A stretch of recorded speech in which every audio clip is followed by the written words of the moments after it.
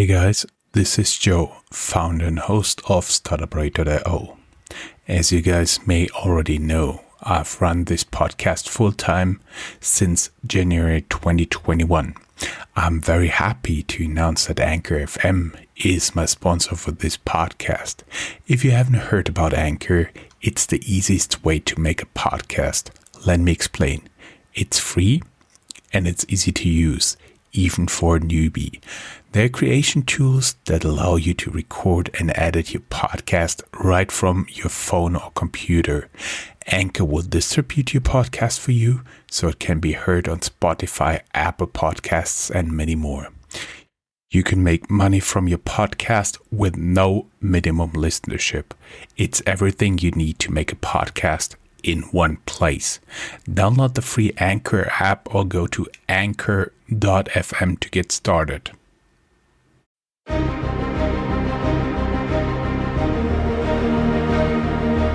Welcome to Startuprad.io, your podcast and YouTube blog covering the German startup scene with news, interviews, and live events. Hello and welcome everybody. This is Joe from Startuprad.io, your startup podcast and YouTube blog from Germany. Today bringing you another interview in our series with investinhessen.com, the state where Frankfurt is located. You know, we bring you always interesting startups looking for international expansion, maybe looking for investors and international cooperation partners. I'm very happy to have Sebastian as a guest here on Startuprad.io, your startup podcast and YouTube blog from Germany, as well as the world's first internet radio station dedicated to startups and tech companies. If you have not already done so, make sure to hit the like and subscribe button and leave us a nice comment. As always, there will be a link down here in the show notes where you can find everything we talked about, as well as Sebastian's LinkedIn profile and his company website. Sebastian, how you doing? Hi, Joe. I'm good. Thank you. Thanks for having me on your show. Totally my pleasure. It was long in the making, but we get to this soon after. We may say that you are the founder of what some people may call a Proptech called Homefully, headquartered here in Frankfurt. And as always, I have been stalking you a little bit on LinkedIn. And as always, your LinkedIn profile will be linked down here in the show notes. There, depending on the service you are listening to this, there's a link. It's either working or not working, not our choice. And there you'll find the blog post. And in the blog post, there is the link to your LinkedIn profile. So people can link out directly to you or reach out directly to you on LinkedIn. Did I just make up another word? I don't know. Basically, I've seen a lot of interesting stops along your way. I realize you went to university in Cologne. Despite that, you went to a school in Thailand. You went to university in mainland China, Dongbei, in Warsaw, and University of North Florida. So tell us first a little bit what you studied and how it led you to become the founder and CEO of Homefully. Yeah, happy to do so. I think you listed a lot of stops along the way in a very correct order already. So first of all, I did during my bachelor's degree, I studied international business, a semester abroad in Thailand. So that was my first longer stay abroad. After my bachelor's degree, I started working in asset management for a wealth management company in Singapore. So we did help German and Swiss clients to invest in Asian Pacific stocks. And I also helped building an Asia Pacific value fund with stocks, basically focusing on the Asia Pacific region. Afterwards, I did an international MBA, and this MBA program had several stations. So it started in Cologne, the University of Cologne, followed by a semester in Warsaw, at the University of Warsaw. then a summer school in China, mainland China, in Dalian. And it finished with the master thesis in Florida at the University of North Florida. So I was collecting quite a lot of different countries and quite a lot of different university and work arrangements along the way. I actually found your stop in Thailand very intriguing. What I had in mind was you lying on the beach with the tablet and studying there. I do assume it was not that way, but that was the picture I had in my mind. We do have a lot of listeners on Himalaya from mainland China. Can you tell us a little bit about your experience at Dalian? So in Dalian, we had 3 months of university there. And it was a really interesting time. We were coming directly from Poland, transitioning to China. And it was a very exciting time because suddenly you're realizing, and this was for me the very first time that I have realized that when traveling abroad, you're not understanding the language. You're not understanding anything at all. Because at this point we were not in a big city, at least considering the fact that a 6 or 7 million city with 6 or 7 million inhabitants in China is not considered a big city. So you don't have a big international population there. You don't have really an expat scene there, despite being such a big city for European standards.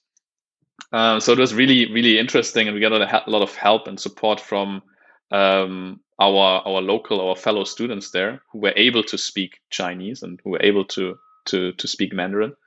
And this was for me the very first time that I really had to rely on my fellow students there, because you are getting exposed to a world where you really don't understand anything at all out of sudden, where no one speaks English, where no sign is in English. And you're just realizing, okay, this is a complete... I really feel that. I've lived in Beijing. Well, I love Beijing. I still miss it. But what helped me a lot were the people were kind and understanding when I tried out my Mandarin. It got better over time. But at the end, I was still only able to say very stupid things like, I want to buy that. This is too expensive. I want to take a cab to this and that place, and so on and so forth. That was really nice. And what's also funny is I was once there ordering beer, and I held up my index finger and my thumb, which is the Chinese symbol for 8. So they gave us 8 beer for 2 guys. That was one of my funniest experiences in China. But they smiled, nodded, and gave us 8 beer. Just amazing place. Let us get a little bit serious into business. As you said, value investing. We'll have a link down here in the show notes. It's a certain approach for investing. And I do see you've also made some stints at investment banking here in Frankfurt. Anything you learned there, like really useful, except for working long hours and really testing the limit of Excel? You're right. That's also the reason why I came back to Germany, back to Frankfurt. I used to work in a job in investment banking consulting.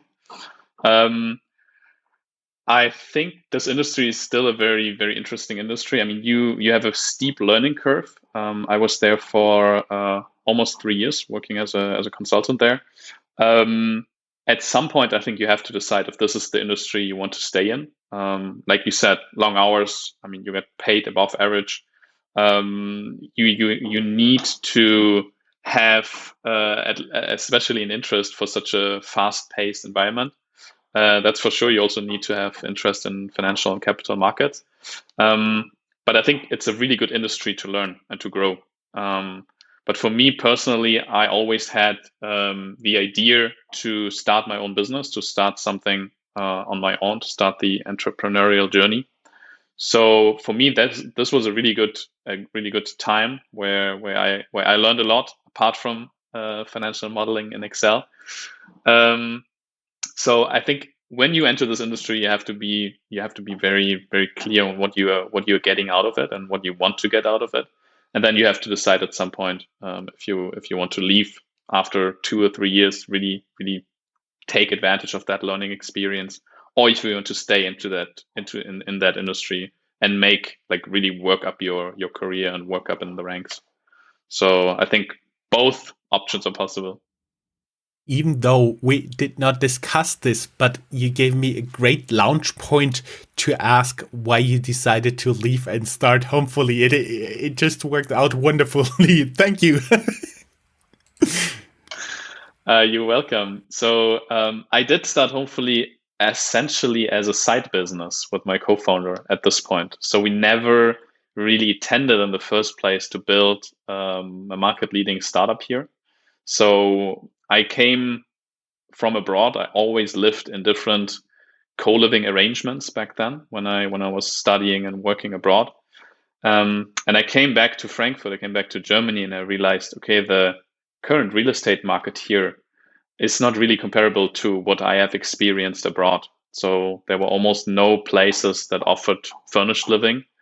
A lot of places that I looked at didn't even have a kitchen. And that was something that I wasn't really used to, or that what I was not really expecting at this point. So we decided. We may add for everybody who's listening to this or watching this from abroad. So basically, you're not referring that there was a apartment layout without a kitchen, but in Germany you have those built-in kitchens. That means all the installation, all the plugs, water, wastewater, energy, they're all there, but you still have to put in all your furniture, all your electrical, all your electro stuff, like the fridge, like the oven, and so on and so forth, and you have to pay for it yourself. German thing, we don't get into details, but basically the place is there, but the furniture is missing. That's what you're referring to, right? Exactly. And I lived in different countries. I moved around quite a lot. I moved on average every 6 months to another place. So I was used to get that kind of flexibility, which I didn't really see in the German real estate market. So we decided to launch homefully, our co-living approach, as a side business first, and then it accelerated and it grew and grew. And at some point I decided, okay, I need to decide if I want to continue doing my job, if I want to continue being employed, or if I want to do that full time. And I decided to go all in, take the risk, quit my job, and start doing homefully full time. I see you guys are active in Germany as well as Switzerland. Big gritty to Switzerland here. I was wondering, did you feel any change over the last year, especially like an uptick in requests in tenants from the UK after Brexit or something like this? So we always had a rather big crowd, a rather big customer base coming from abroad. So when you look at our portfolio, at our customer base, we have roughly 50% that are German nationals, and the other 50% are internationals and expats. So mostly those 50% internationals are from other European countries. So Italy, Spain, France, and the UK. I don't know exactly when the Brexit discussions started. I think it started at some point already back in 2013 or 14. But we didn't really see a big change. We always had a pretty good amount of internationals coming from the UK. But I don't think we saw this huge wave at some point of people from Britain flooding the financial center of Frankfurt. Mm-hmm. I see. Let us now, after we've all the macro stuff out of the way, let us get into the micro stuff, what you guys are actually offering. Because my understanding is you're not building big apartment blocks with apartments with a lot of bedrooms and say, okay, that's co-living, go guys, that's it. You have a different approach, right? Essentially, we do both. So our approach is to work with existing inventory that is already built, that is already on the market. But we're also working with institutional investors and project developers to work on homefully project developments in cities, in prime locations. And we are focusing on very central locations and on the most vibrant neighborhoods to create co-living spaces where they are needed the most, essentially. So this is something that I think differentiates us from the competition, because they either do one or the other. And we basically work with both approaches in this case. I see. So talking about the most vibrant neighborhoods, my question would be, how do you actually pinpoint the most vibrant neighborhoods? For example, in Frankfurt, I would say Bahnhofsviertel, the red light district around Central Station, is pretty fancy. There was even an article in the New York Times talking about that. That's a pretty good hint. Maybe it's already too fancy, but how do you actually do that in other cities? For example, somebody who's moving to Zurich, how do they find out what's the heart, what's the next big place to be? Using two approaches simultaneously. So first of all, we're having a pretty clear framework of KPIs, how we rank certain parts of a city on a micro level. And on the other hand, we are already in the business for almost 5 years now. So we already bring in quite a good amount of experience. So we deem ourselves, not me personally on this level, but our team of community managers, we see them as experts for that particular city. So we can offer a broad range of different co-living spaces throughout that particular city.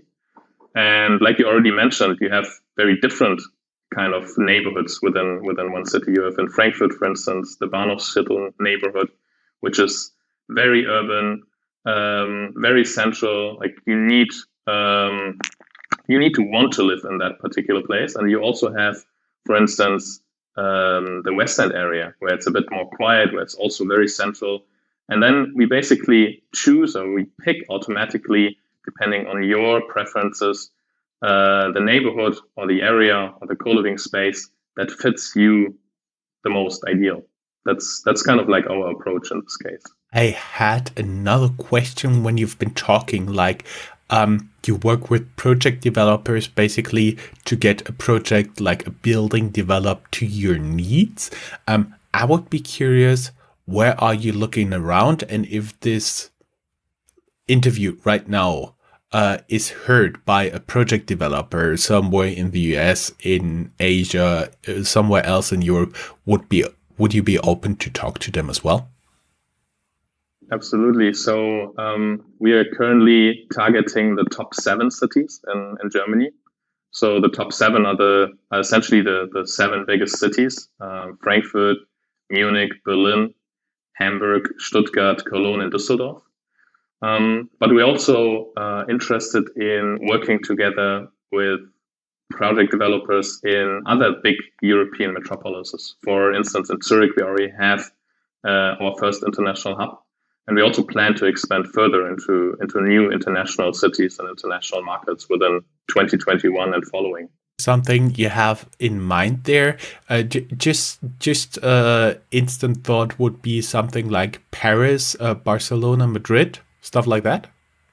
So Paris is very much on our list. Barcelona, I think it's a really great city, a really great spot for co-living in general. Not only because of the weather, but because it's like a very, very vibrant tech scene that is growing there. So yeah, absolutely. Those kind of cities are the ones that we are currently looking at, and that we are also currently targeting. We recently talked to Sebastian from Sleeves Up co-working spaces here in Frankfurt, and he talked about that he's more interested in debt financing because his co-living spaces are usually a case for the normal bank credit. What would be your approach? More equity or single financing of debt financing of single projects? We were bootstrapped for the very first 2 years. So we put in our own money and we grew organically. And after 2 years, we realized, okay, capital is our bottleneck when it comes to expansion. And we raised our first round from venture capitalists. So we did our first round with HV Capital in early 2018. And that's the way we grew forward.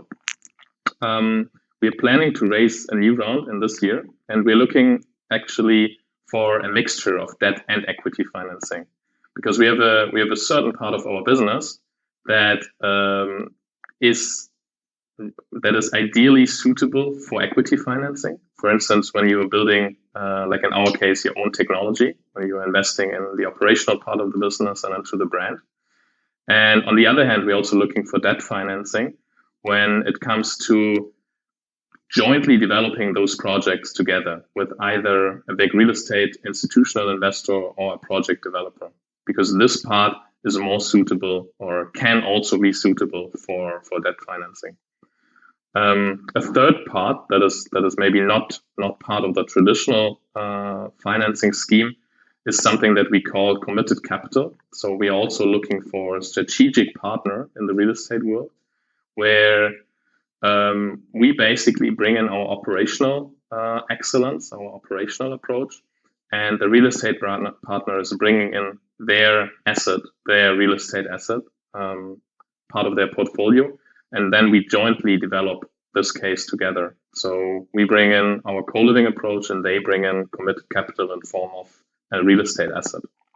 Mm-hmm.